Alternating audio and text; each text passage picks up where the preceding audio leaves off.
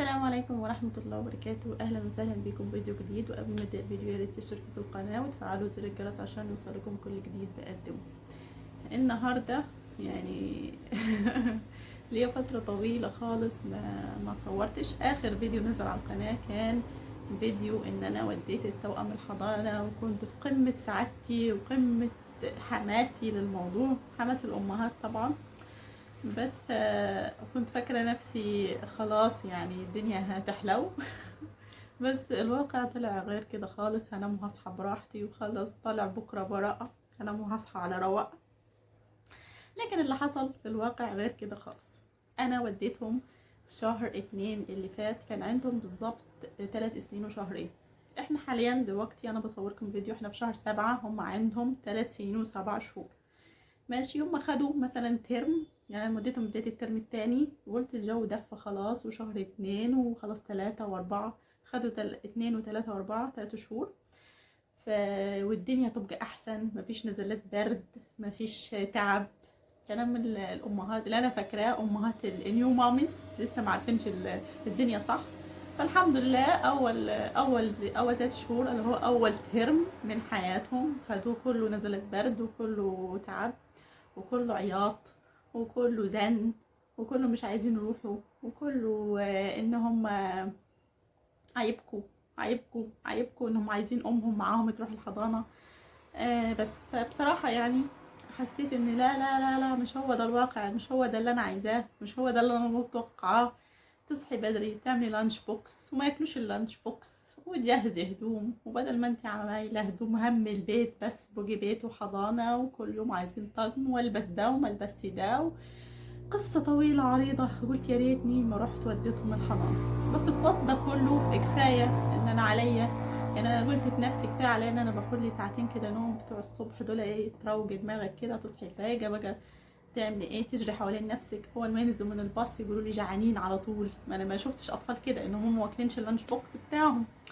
فعايزة دايما اكل يكون جاهز. وطبعا انتي عايزة تعيشي حياة صحية، وعايزة اطفالك مش عارفة ايه وكده. انا ده فعاوزة تعوضيهم، تديلهم وجبة قيمة غذائية حلوة، عايزين عصير، عايزين بروتين، عايزين كبدة، عايزين فراخ، عايزين لحمة، عايزين. فطبعا ايه شغل على واسع. فاخدت فترة الأولى صراحة أول 3 شهور دول هما بس. ما إني أنا مثلا بعد ما هما بيطلعوا يا دوب بنام ساعتين عشان أنصح الساعة 6 عشان أجهز اللانش بوكس وألبس وكده والكلام ده كله. وبعد كده ألم الغسيل عشان أغسلهم هدومهم اللي هيجوا يلبسوها من الحضانة، واللي هيروحوا بيها الحضانة تاني يوم، واظبط لهم الدنيا، واكوي لهم الهدوم ومش عارفة ايه، واظبط ده طقمه فين، وده بتاعته فين، وده جاكته فين، وده فلنته فين، وده تيشيرته فين، وقصص وحوارات. وطبعا انت عايزة تقوميهم ان هم يحطوا لبسهم في الدولاب ومش عارفة ايه، ويحطوا الشوز مكانه. ده طبعا ما حصلش الكلام ده خالص، ولا ما حصلش لحد دلوقتي يعني. بس انا ايه كنت عايزة كده، كنت فعل ماضي. فالحمد لله من بعديها بقى انا تعبت صحيا. بعد غير الحوارات غير حوارات الحضانه نفسها والكلام ده، والروح والجاي، وان انت في نص اليوم هم يزنوا فيقولك تعالي خديهم، ما يلحقوش الباص. فانتي والله يعني حاسه ان هو وفلوس حرام، يعني احنا مش مستفيدين من الحضانه ومش مستفيدين من الباص، بس يلا الحمد لله. فداهم احباب الله دول. بس كده خدت فتره طويله على كده. ال3 شهور الاولانيين اللي انا قلت لكم عليهم اللي هم الترم الثاني، فمفيش اي استيعاب. بس اللي انا لفت نظري حاجه بسيطه خالص، ان انا كنت موديهم عشان يلعبوا ويتسلوا وكلام زي كده.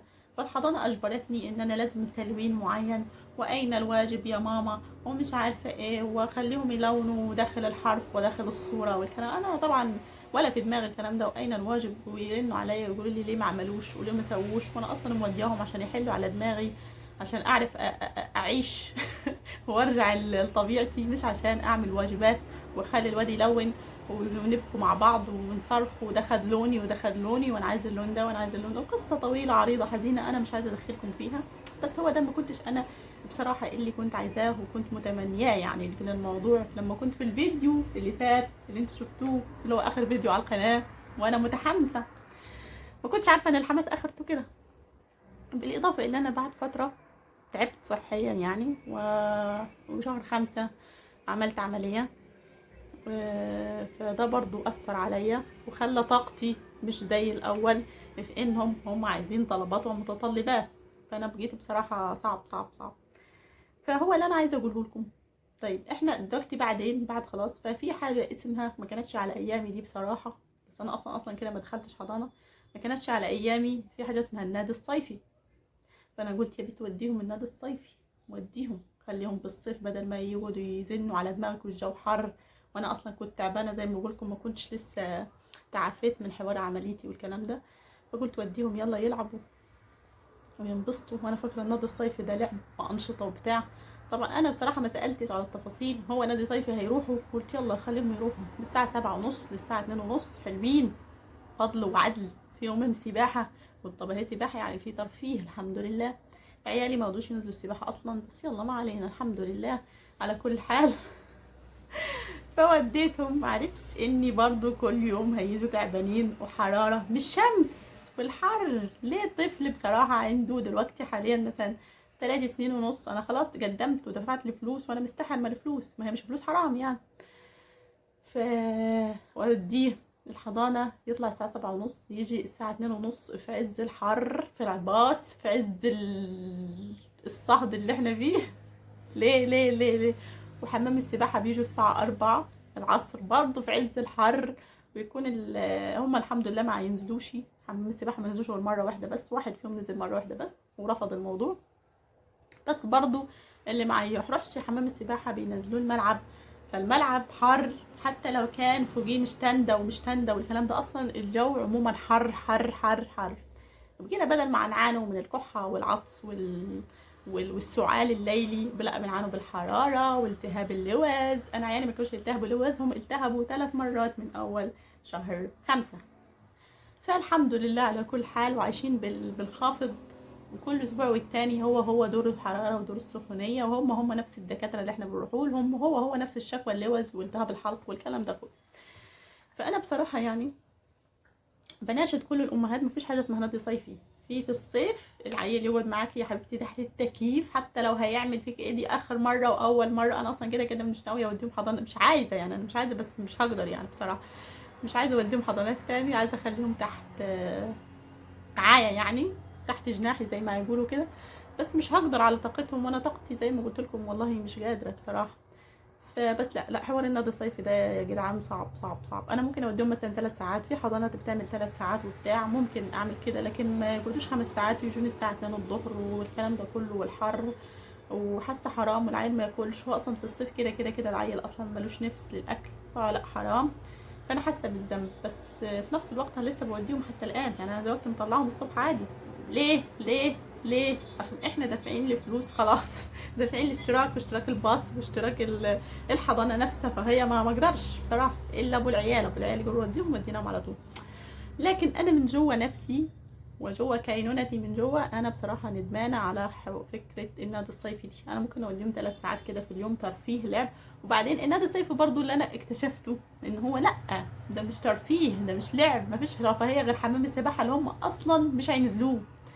ده في برضو حفظ حروف، وفي هو حفظ قرآن وعربي وانجليش وماس وكل حاجة، منهج يعني ماشيين عليه، هيكملوا الطفل خلاص. فهم عندهم 3 سنين ونص ما عارفينش يمسكوا القلم، برضو دي نقطة أنا بعاني منها حاليا، هم مش عارفين يمسكوا القلم كويس يعني، هم ما أجدوش فكرة مسك القلم. بيدوهم كتابة واكتب الحرف مش عارفة انزل بيه للسطر والكلام ده كله. وصلنا الحمد لله راحت حرف الشين باين. احنا طبعا انا ده كله في البلالة، ولا بعمل واجب ولا بحاول معاهم لان مفيش طاقة يعني، انا مفيش طاقة. هم توأم صعبين لسه صغيرين، مش فاهمين يعني مذاكرة، مش فاهمين يعني واجب وايه، وخناق على القلم مثلا او على اي حاجة او عايزين يلعبوا. فانا بصراحة الاول كنت اتعصب واضربهم مش عارفة وايه، لكن بما اني بتجه للتربية الحديثة مؤخرا والإيجابية مؤخرا، مع ان انا ضدها، لكن حسيت ان لا، ده مش سن ضرب. وهم كانوا في الحضانة في ضرب مع الأسف على الواجب والكلام ده. فأنا رحت قلت لهم يا جماعة أنا عيالي ما يتضربوش. هم سمعوا الكلام وما ضربوهمش، فالعيال استهتروا أكتر لأنهم اتعودوا على الضرب. فقصة طويلة حزينة أنا في غنى عنها ومش مهيئة ليها نفسيا عشان يعني أقوم بيها. مش قادره اسيطر عليهم في الواجب، مش قادره اسيطر عليهم ان انا اصحي كل يوم الصبح. هم ما يعبوش، مش عايزين، يعني هم عايزين يستمتعوا بوقتهم، يناموا يعني يناموا متاخر الساعه 12 واحده بالليل. احنا في صيف يا جدعان، نروحوا نتفسحوا، مش لا عشان يصحوا بدري يناموا الساعه 10. هو عشان يصحوا بدري يناموا الساعه مش عارفه ايه، واذا ما ناموش في النهار بيناموا الساعه 8 بالليل، واذا ناموا في النهار بيناموا متاخر طبعا، لان هما من ما يجوا من الحضانه الساعه 2:30 ويتغدوا وياكلوا ويلعبوا ويرموا اشيائهم بعيد ونتخانقوا شويه مع بعضينا، هتكون جت الساعه 6 المغرب، يعني قبل المغرب، فهيكون الوقت اتاخر على النوم. فبصراحه قصه قصيره حزينه. فانا ما كنتش عارفه الحضانات كده، مش حد يقول لي، طيب مش حد يقول لي. بس فالحمد لله، ده ملخص حياتي اللي انا بعيشها مؤخرا من ساعه اخر فيديو انا نزلته على القناه. هذا هو. كنت فاكرة ان انا هعيش حياة حلوة واصحى هادية بسيطة مش عارفة ايه، لكن لا، الضغط زاد بصراحة، والتعليم صعب صعب صعب صعب. انا ما كنتش عارفة كده. بس قولوا لي ايه رأيكم في الحضانات؟ يعني قولوا لي، حد كده يقول لي تجربته مع الحضانات، وهل فعلا كل الناس حست بالذنب لمودة عيالها الحضانات زي؟ عشان انا في ناس كتير يقول لي انت اوفر وليه ومش عارفة ايه. لا، خليهم عادي يروحوا يتعاملوا. بس بصراحة هي يعني انا عيالي ما كانوش اجتماعيين بالمره، ما كانوش يكلموا حد، كانوا يخافوا من الناس، كانوا يبكوا ويصرخوا في اي مكان انا مش موجوده فيه، ما كانوش يسيبوني. هم ما زالوا بصراحه ما يسيبونيش. بس يعني لما اروح بيهم مكان او كده، لا تجمع عائلي بتاع، كانوا ما يحتكوش ولا يكلموا اي حد خالص. لا، هي جرأتهم وخلتهم اجتماعيين وكويسين، هيقبلوا الناس برضو. بس المشكله ان هي العوائق اللي انا قلت لكم عليها، اللي هي كم عائقه بصدرهم، عادي يعني مفيش حاجه. بس كده. بس بشوفكم فيديو تاني قريب. بس خلاص مش هنتهي، لان انا قلت يعني وقفت وقفه مع نفسي وكاريري ومتابعيني لازم ارجع لهم. فلو عجبكم الفيديو حطوا لايك، ولو ما عجبكمش قولوا لي ايه رايكم في حوار الحضانات. المامز اللي على القناه قولوا لي ايه رايكم في حوار الحضانات والنادي الصيفي والكلام الكبير ده اللي انا دخلت فيه فجاه. وربنا يرزق كل مشتاق بالذريه الصالحه يا رب، وتعيشوا المأساة اللي انا عايشاها دلوقتي. والسلام عليكم ورحمه الله وبركاته.